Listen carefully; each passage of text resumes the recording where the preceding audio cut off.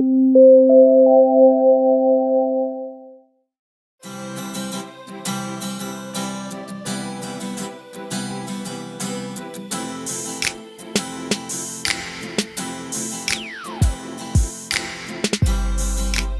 out here in Ottsville, Bucks County, OwowCow that John started in, was 2009? Yes, 2009.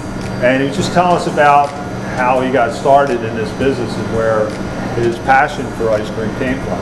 I guess the genesis is really based on the desire to produce something that came from me, that didn't exist before.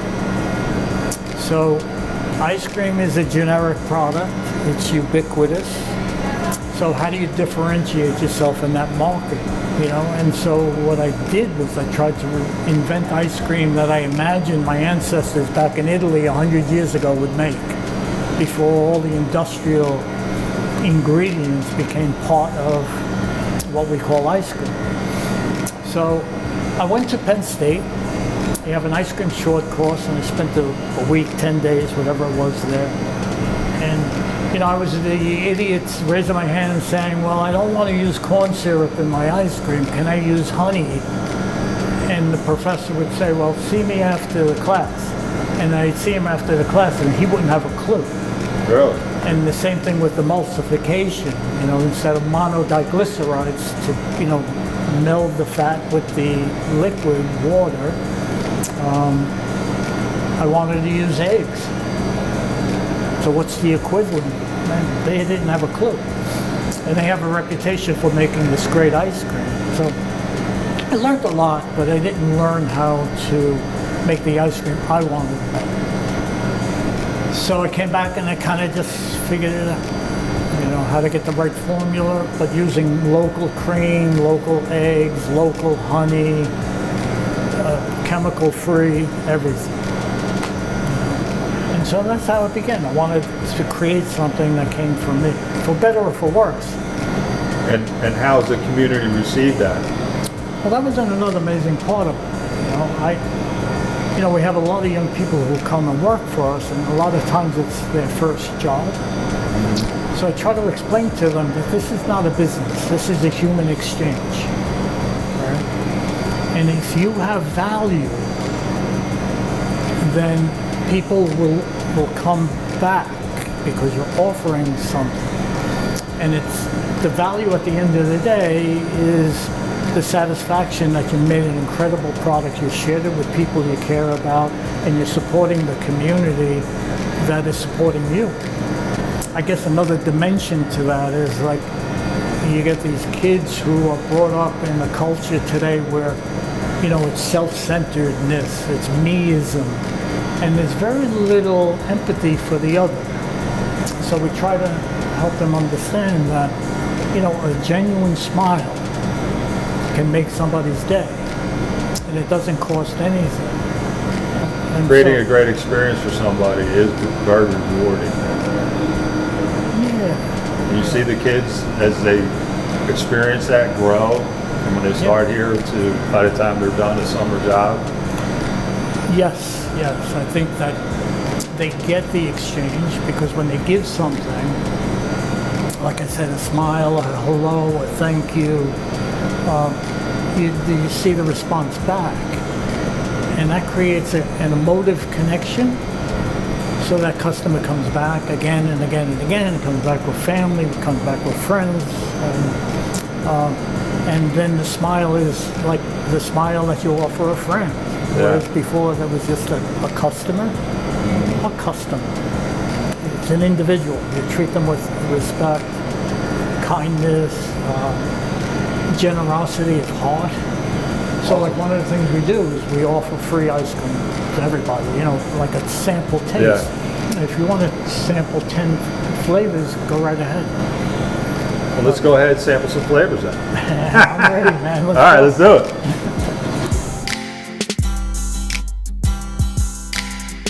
I mean, from day one, I wanted people to see the product. Right.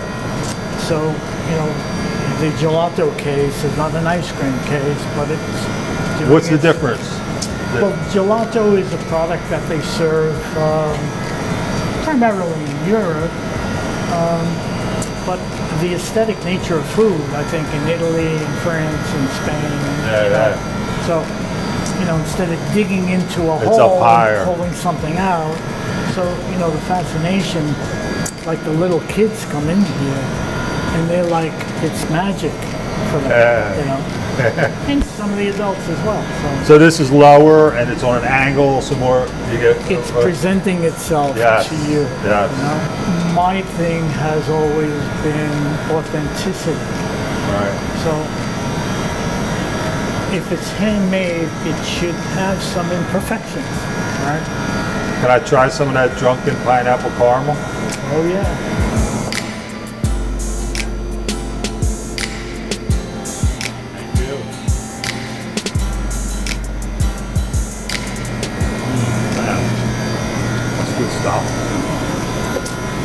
So that caramel is made in Doylestown from a candy maker. Oh, really? So they make the caramel for us. And the pineapple is fresh pineapple that we soak in rum for 3-4 days. Really? Yeah. Oh man, this is what they say is decadent. The caramel is probably the best caramel I've ever had. Yeah. So that was so smooth. Yeah, so rather than buying cans of industrial Hershey's caramel, we have it locally made and it's all natural. That was good stuff. I gotta go for another one. So if I gotta go for one more, what would you recommend? There's so much here, it's hard to decide. Well, you already did the cashew, but cashew caramel has always been a favorite of mine. But try the chocolate because it's decadent. All right, I'll try that.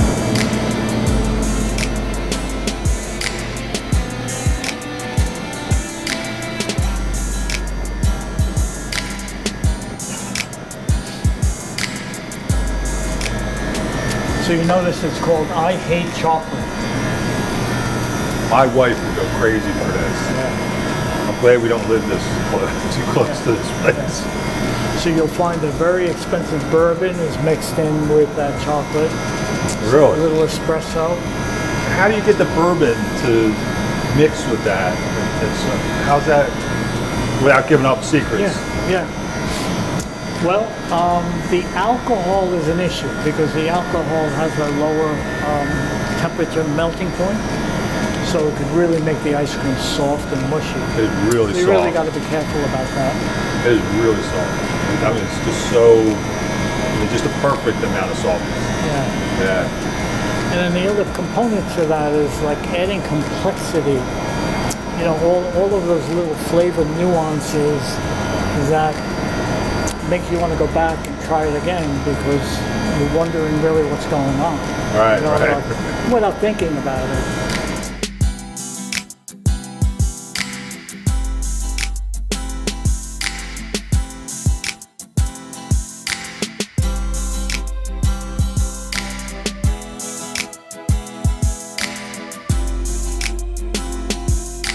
Thanks for tuning in to this episode of ECI's YouTube channel. If you liked what you saw, would like to follow up with this project or see our projects in the future, please click to like, subscribe, and follow our channel. See you soon.